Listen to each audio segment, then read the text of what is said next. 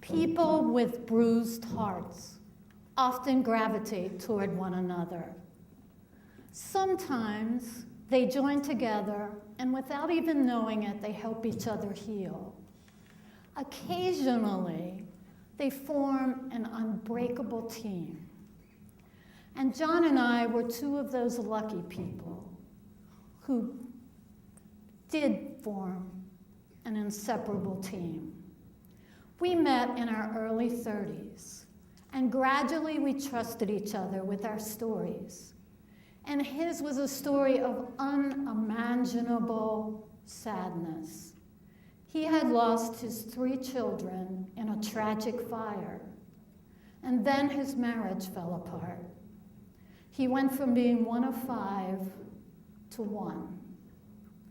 Gradually, he wanted to know my story, and he knew that I had been divorced. So I told him about my husband falling in love with one of my best girlfriends and leaving my daughter and I to go and start a life with her.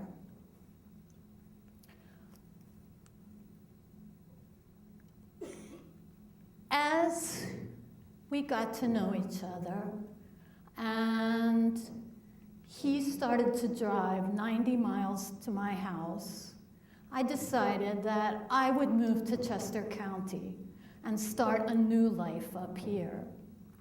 And so it was that Kristen, my 3-year-old daughter, and John and I moved into Charleston Green in Malvern. There were going to be no commitments, no promises. Our goal was to put together a series of happy days. And happy days not based on big, gigantic shows of affection, but just happy days built on reliable kindnesses to each other. Kindness that we could count on.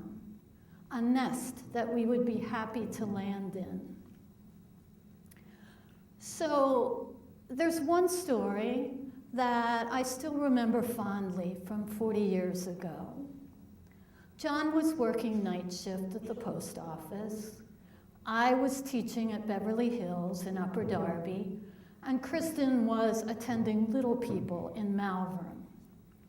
And he always picked her up from her daycare, and they had about an hour to an hour and a half to play before I got home from school. And they almost always played store.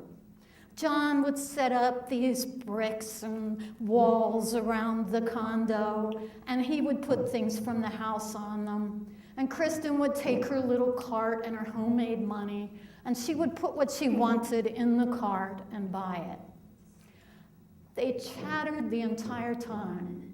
And when I came home, I just loved to hear the sound of them chattering.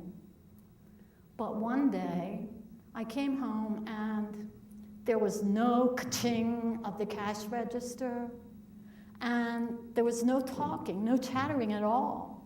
And here they both were, seated on the floor. And John had on this Smurf inner tube on his head, left over from the summer. And Kristen had on a Frisbee. And in front of them was her favorite rubber baby doll. Her name was Baby Robin, and her eyes opened and shut, which was really cool back then. And I didn't know what was going on because no one said anything, but I went and got a fry pan and put it on my head and sat down beside them to wait and figure out what was going on. And before long, Kristen, and she looked like she was crying, but I couldn't quite tell if it was real or fake, but she started saying, "That's it! I'm never going back to Little People. That mean teacher wouldn't let me keep Baby Robin. Baby Robin got kicked out of school. She's not going back, and I'm not going back." Ooh, This was more serious than what I thought.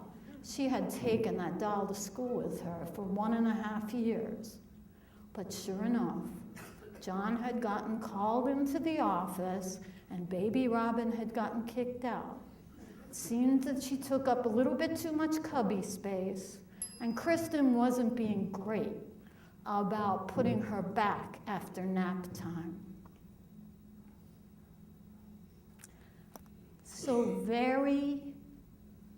after negotiations that were humorous and a little convoluted, we decided that I would take baby Robin to school with me every single day. And then we went to Dairy Queen to celebrate this little special day that just felt right.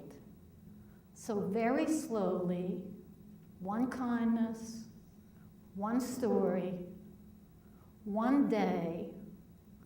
This is day 13,128. We each became whole.